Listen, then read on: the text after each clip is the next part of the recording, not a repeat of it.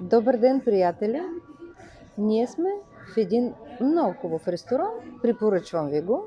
Казва се Ресто Моменто, обаче старото Моменто. И ние сме тук с Боби Борянка. Борянка днес има рожден ден и това е повода да се съберем на по чаша едно изумително розе.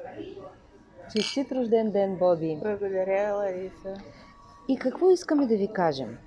Искаме да ви кажем, че сибирско здраве създава невероятни приятелства. Така е. Много сме говорили за програми, продукти, какво действа, как помага, но това, което е супер бонус, е да има приятелства. И ние с Боби нямаше как и да се видим, ако не беше сибирско здраве. Така е, Лариса.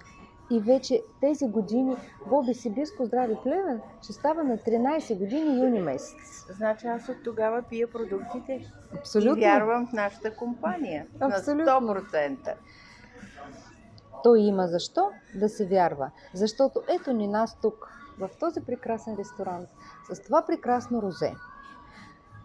На обяд на 30 април.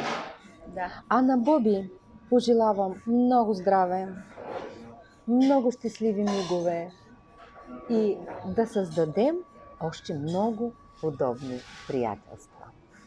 И много такива моменти, Лариса, не само рождени дни, просто всеки ден при нас трябва да е празник, особено за моята възраст вече.